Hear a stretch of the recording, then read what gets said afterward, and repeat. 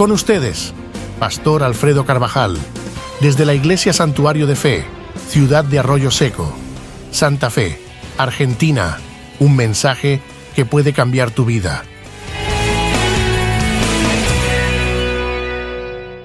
Marcos capítulo 8, verso 27.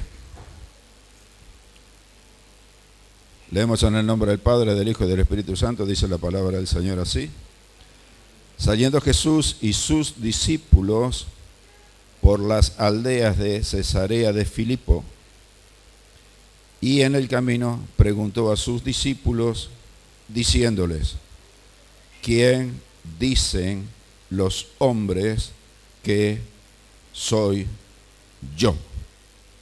Que Dios bendiga su palabra. Padre, te damos gracias en el precioso nombre de tu Hijo amado Jesús. Señor, voy a compartir tu maravillosa palabra.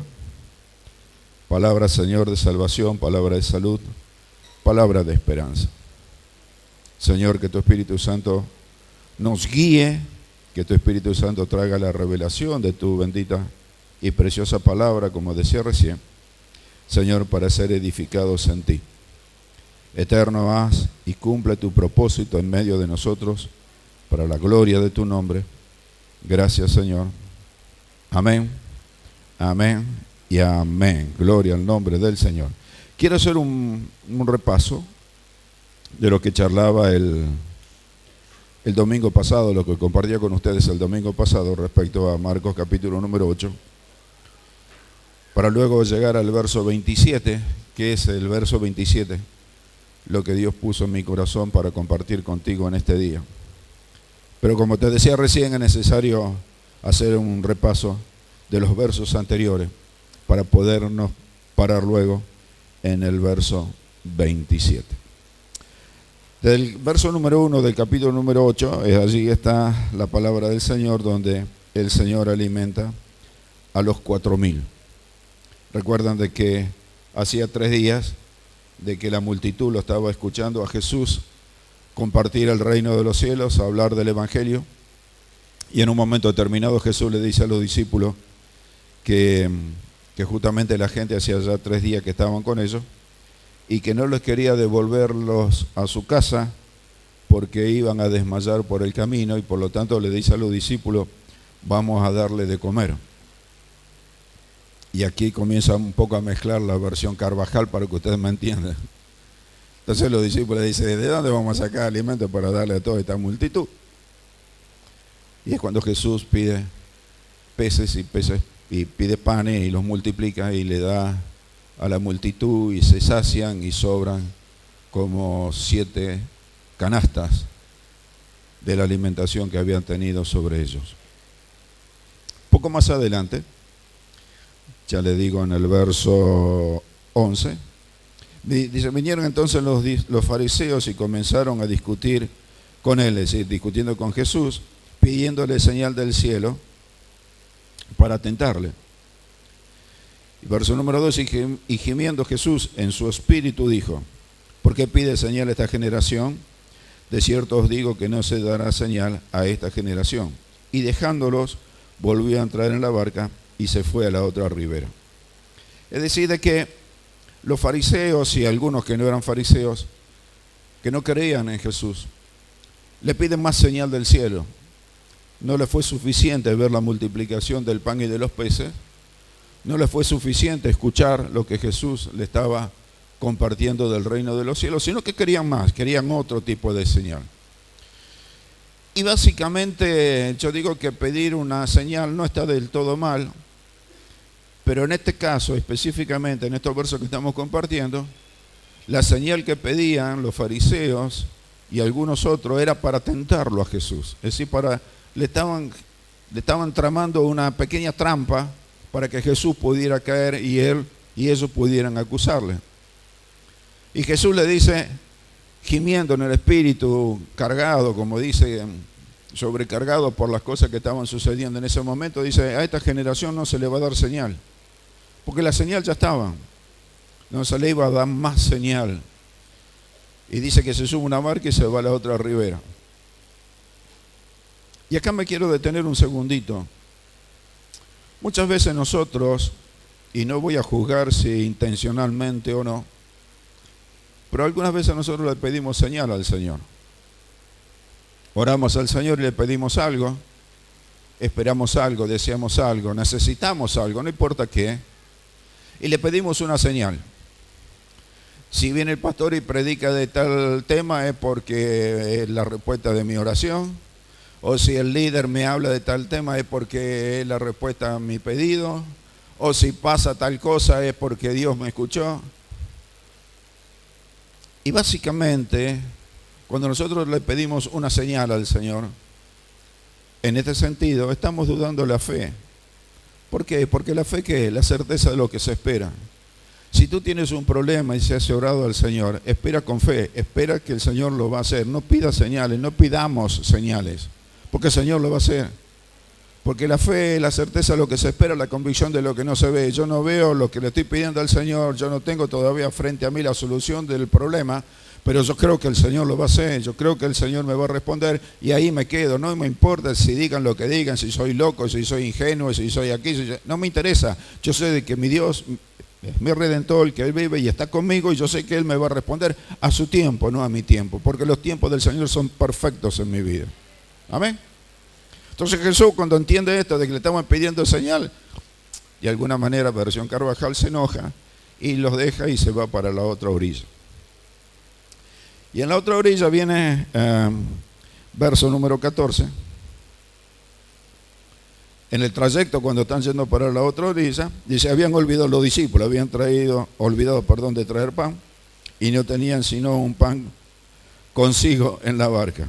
Y él le mandó diciendo, mirad, guardaos de la levadura de los fariseos y de la levadura de Herodes. Y discutían entre sí diciendo, es porque no trajimos pan. Y los discípulos también estaban desconcertados. Porque Jesús le habla de la levadura y ellos lo asocian con la falta de pan porque no tenían pan en la barca. Y piensa en esto. Y acá me quiero detener otro minutito más. Versos anteriores habíamos leído de que en la multiplicación del pan y de los peces había sobrado 7 cestas. Amén. Y ahora están en la barca, en viaje, cruzando el mar de Galilea, y tienen un solo pan. Se olvidaron se olvidaron de apropiarse de la bendición de la multiplicación. Tírame una mesa, ¿me está entendiendo lo que estoy diciendo? Muchas veces nosotros nos olvidamos de la bendición que Dios tiene preparado para nuestras vidas y no la tomamos. Y cuando alguien nos habla, mira, y perdónenme la expresión y espero que nadie se ofenda, mira cabezón, la cosa no es así, la cosa es de esta manera, la cosa es por esto, por esto, por esto y por esto, nos enojamos porque confundimos las cosas como le pasó a los discípulos. Jesús le habla de los fariseos, le habla de Herodes y ellos dicen, nos está retando porque no trajimos pan. Y Jesús no le estaba hablando de eso, porque esto de Herodes tiene que ver con el verso 27 que ahora te voy a compartir. Pero vuelvo otra vez para atrás y hago hincapié en esto. Confía en el Señor, espera en el Señor. No te dejes llevar por lo que escuchas, no te dejes llevar por lo que te vayan a decir, no te dejes llevar por lo que tú crees. Espera la manifestación del Señor sobre tu vida, porque Él va a traer abundancia sobre ti, sobre tu familia, sobre tu casa. Aunque no lo entiendas, aunque no lo comprendas. Continúa el relato bíblico y el Señor le dice, le comienza a recordar a los discípulos. Y entendiéndolo, Jesús le dijo, ¿qué discutís? Porque no tenéis pan. ¿No entendéis ni comprendéis? ¿Aún tenéis endurecido vuestro corazón? Teniendo oídos no oís, y teniendo ojos y no veis, y teniendo oídos no oís, y no recordáis. Y esta es otra palabra que quiero recalcar en esta mañana, el recordar. Tú tienes la capacidad que el Señor te ha dado en tu Espíritu Santo para recordar la palabra del Señor en tu vida. Para recordar lo que dicen las Sagradas Escrituras. Para pedirle al Señor Señor, recuérdame. Señor, haz que no me olvide de que tú estás conmigo, de que tu palabra es mi aliento, de que tú eres mi sustento, de que en ti estoy completo, de que en ti no necesito nada, de que en ti está la bendición, de que en ti está la abundancia, de que en ti está la paz, de que en ti está la salud, de que en ti está la esperanza. En ti, Señor, está todo lo que yo necesito. Házmelo recordar.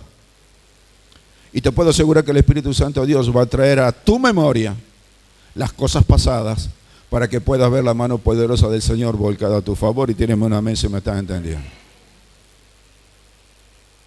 El Señor le dice, no recuerdan, no ven, no tienen oído, no escucharon. Y lo comienza a decir de la multiplicación de los panes, de la multiplicación de los peces, etcétera, etcétera. Y termina diciendo, ¿cómo aún no entendéis? Y esta es otra de las cosas que me paro también un segundito. Entender. Tú tienes que entender, tienes que comprender que el Señor está contigo. Tú tienes que entender y tienes que comprender de que Dios es tu guardador, es tu protector. Él hace por ti y Él va a seguir haciendo por ti. Entiende esto, de que la bendición está al alcance de tu mano, pero posiblemente y quizás todavía no se ha manifestado esa bendición, pero ya está, porque es fiel y justo el Señor que lo promete. Tú tienes que recordar esto y tienes que tener esto en tu mente y en tu corazón. Tienes que entender esto, de que Dios es un Dios de bendición y no de maldición. Que Dios es un Dios de paz y no de contienda. Que Dios no tiene nada que ver con la oscuridad porque Él es luz. El camino del Señor no tiene nada que ver con el camino de este mundo. En este mundo las cosas son fáciles para nosotros y muchas veces para nuestra vida este mundo es fácil. Porque podemos alcanzar lo que queremos, podemos alcanzar lo que necesitamos. Pero el camino del Señor, el camino del cristiano no es fácil. El camino del cristiano es de lucha, es de contienda, pero no contra sangre y carne, sino en el Espíritu. Y tenemos que entender y tenemos que comprender de que en el Señor somos más que vencedores en su precioso nombre. Y que no hay nada ni nadie que pueda detener el avance de la iglesia. No hay nada ni nadie que te pueda mover en la posición donde tú estás. Tu nombre está esculpido en la mano derecha del Señor y Él te sostiene con su diestra, con su derecha Él te está sosteniendo. Entonces que digan lo que digan y que murmuren lo que murmuren. Acá estamos para la victoria en el nombre del Señor Jesucristo. Sigo repasando un poco, verso 22. Luego vino a Bethsaida y le trajeron un ciego y le rogaron que lo sanase. Y aquí viene cuando Jesús escupe sobre el ciego.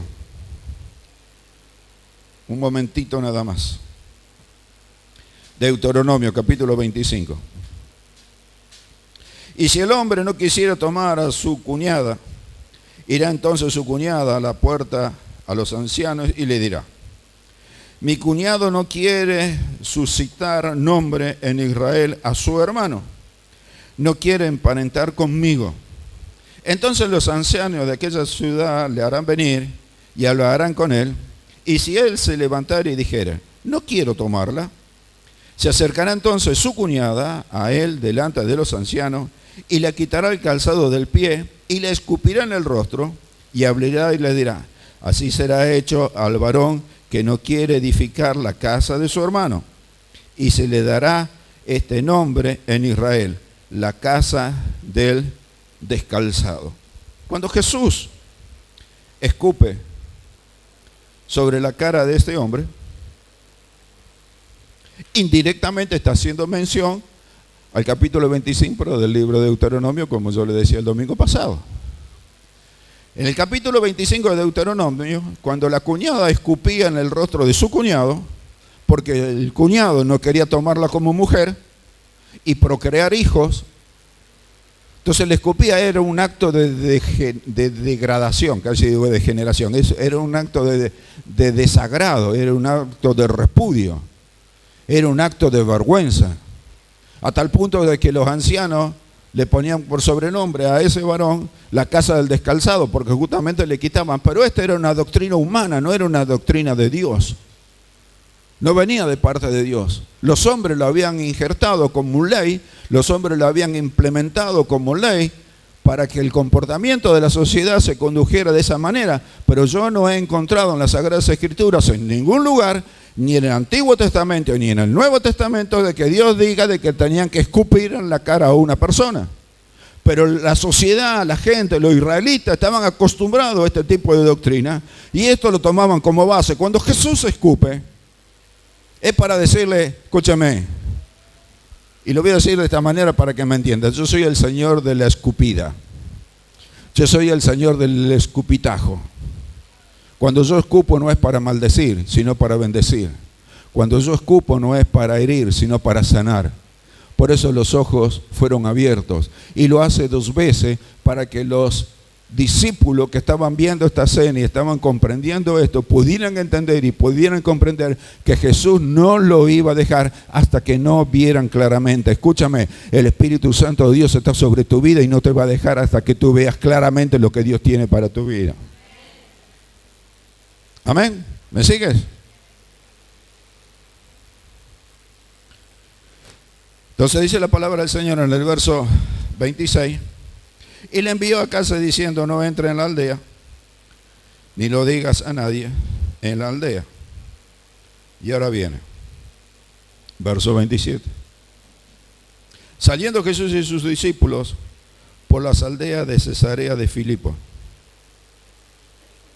Si Jesús viene ahora a otra región, se llama Cesarea de Filipo, era una ciudad importante también. Era toda una región. Cesarea de Filipo, porque Herodes, cuando distribuye su herencia a este lugar, a esta zona donde estaba Cesarea, se la da a su hijo Filipo. Y entonces se transforma Cesarea de Filipo. Filipo en honor al hijo de Herodes. Filipo hace de que Cesarea se transforma en una ciudad importante. Filipo hace cosas dentro de la ciudad y hace que ese conglomerado comience a tener relevancia, relevancia, e interpretación de lengua. Comienza a ser importante esta ciudad en aquella región. Pero la pregunta es, ¿por qué Jesús va a este lugar? ¿Por qué motivo? La Sagrada Escritura dice de que fue a Cesarea de Filipo. Verso 28.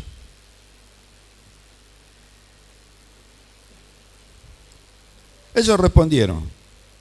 Uno dice Juan el Bautista, otro Elías y otros algunos de los profetas. Esto es la respuesta de Jesús cuando le dice a los discípulos qué es lo que pensaban la gente que Jesús era. Y miren la astucia del Señor. Jesús sabía lo que pensaban de él. Jesús sabía de que ellos argumentaban de que era el hijo de José y de María, que tenían sus hermanos, que había venido de Nazaret, que posiblemente Dios estaba con él. Por eso se producían los milagros que se producían. Por eso pasaban las cosas que pasaban.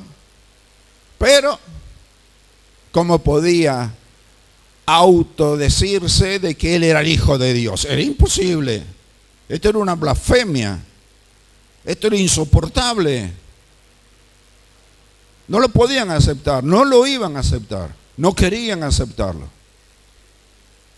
Y Jesús le hace esta pregunta a los discípulos, creo que a propósito. Dice, ¿qué dicen? ¿Qué dicen de mí? ¿Qué hablan de mí? ¿Cuál es la opinión que ellos tienen de mí? Y uno dice, algunos dicen que sos Elías. Y otro dice, algunos de los profetas. Y otro, qué sé yo, no sé. Algunos no creen en ti. Otros dicen, sí, algo de Dios debe tener, porque no hay ninguno que hable como este habla. Y otros dicen, no, este algo de Dios tiene, porque los milagros que él hace, porque nosotros sabemos que Dios no escucha a los pecadores. Y si entonces este hace lo que hace, porque algo de parte de Dios tiene. Duda. Escucha lo que voy a decirte ahora, porque posiblemente esto sea la parte más importante del mensaje de esta mañana.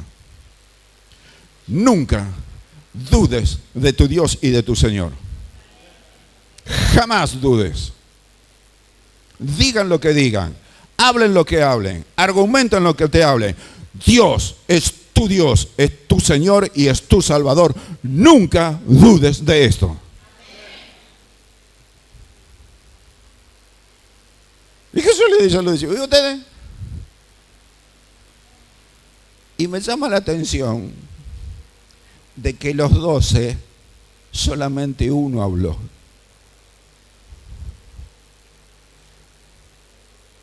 ¿Habrán sido los 11 todavía incrédulos? Esta humilde opinión, creo que sí. A pesar de que veían lo que veían, y a pesar de que eran testigos de lo que estaba sucediendo, no se atrevían a decir de que Jesús era el Cristo, salvo Pedrito. Tú eres el Cristo. Tú eres el Señor. Y me encanta la respuesta de Jesús. Pedro, esto que has declarado, esto que has dicho, no es por voluntad de carne, no es por voluntad de sangre. Esto es por la revelación del Espíritu Santo de Dios. Que puedas creer de que yo soy el Cristo, el Mesías, el enviado del Padre para salvación. ¿Sabes? No cualquiera puede decir que Jesús es el Cristo. No cualquiera puede decir de que Jesús es el Señor, salvo por el Espíritu Santo de Dios. Por lo tanto, recuerda esto y ten esto en tu mente y en tu corazón. Cuando tú confiesas al Señor Jesús como tu Señor y como tu Salvador, no es por tu inteligencia, no es por tu capacidad, no es porque estudiaste, no es porque eres pastor, no es porque eres pastora, no es porque eres líder, es porque el Espíritu Santo de Dios está en tu vida y Él te revela que Jesús es el Señor. Aleluya.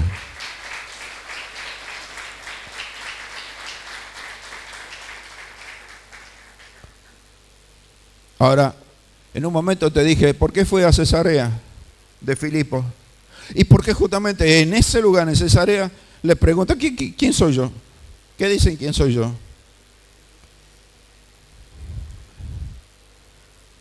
Cesarea de Filipo, como te dije recién, era una ciudad pagana. Allí se adoraba al dios Pan, P-A-N. El dios Pan era el dios del miedo. Y de ahí surge la palabra pánico. ¿Alguien conoce la palabra pánico? La palabra pánico tiene que ver con este dios Pan, que era dios del miedo. Y allí está Jesús, en medio de esa ciudad, en medio de esa región, en medio de ese lugar donde se adoraba al dios Pan. En donde Filipo adoraba a ese dios Pan. Y en donde los que vivían en esa ciudad adoraban al dios Pan. Y los que eran de esa región iban a Cesarea de Filipo a ofrendarle al dios Pan. ¿En dónde? En una cueva. Hay una versión que dice que era una cueva, otra versión dice que era un pozo, pero no importa.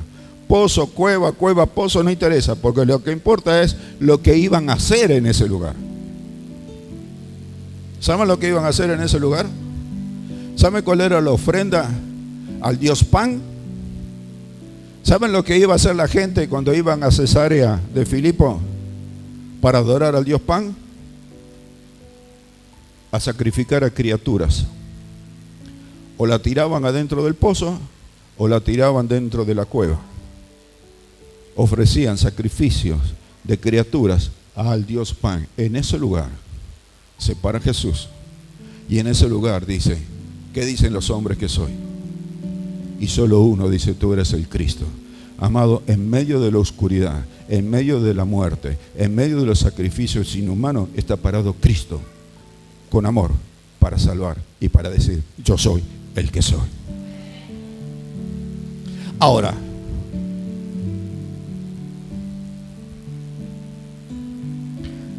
Alguien puede estar pensando, pero eso era allá atrás, hace 2000 y pico de años atrás, más posiblemente. Ajá, ok, tiene razón, es el relato bíblico. ¿Quién sigue las noticias de Israel y la franja de Gaza? ¿Qué hicieron los de Hamás cuando entraron en Israel? Degollaron ahí a niños, mataron a criaturas. Lo mismo que hacían 2000 y pico de años atrás. Pero allí está plantado Jesús y le está diciendo: yo soy el que soy. Mi pueblo jamás será vencido, porque yo soy su Dios, su Señor y su Salvador. Y lo mismo Dios te dice en esta mañana: yo soy tu Dios. Nunca te olvides de que yo soy tu creador, yo soy tu sustentador, yo soy tu sanador. Yo te levanto, yo te esfuerzo, yo traigo victoria sobre tu vida. No te desanimes, sigue adelante, porque lo mejor está por venir, porque estamos en Cristo Jesús, Señor de señores y Rey de reyes. Y cierro.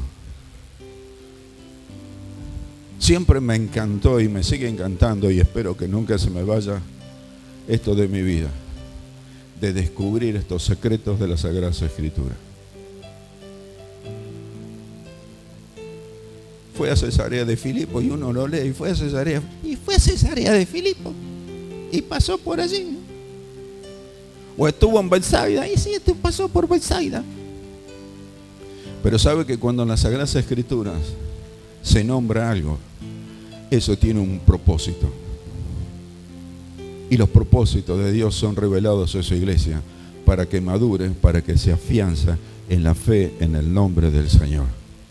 Amado, levántate en victoria en el nombre del Señor Jesucristo, porque la muerte está vencida, la oscuridad está vencida, porque la luz del reino brilla en tu vida.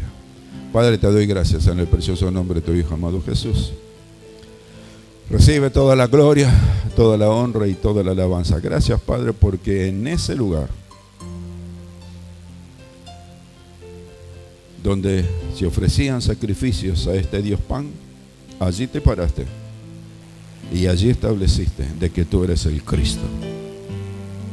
Señor, porque el hombre dirá, porque el hombre argumentará, porque el hombre sostendrá, porque el hombre declarará, pero tu palabra está por arriba de todo. Tu presencia está por arriba de todo, porque tú eres Dios y fuera de ti no hay Dios. Tú eres el único y sabio Dios. Tu vida está en nosotros, y no una vida de mediocre, sino una vida de victoria.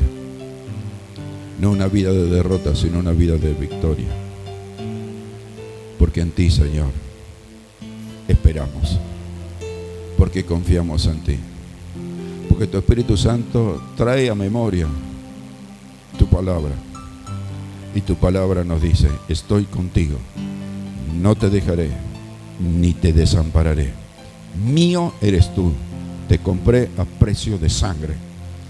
Tu nombre está escrito en la palma de mi mano derecha, y no hay quien pueda tocarte de allí. Gracias, Padre, por tu amor, tu bendita misericordia, en el bendito, santo, precioso nombre del Señor Jesús, nombre que es por sobre todos los nombres. Amén, amén y amén. Dios te bendice, Dios te bendiga.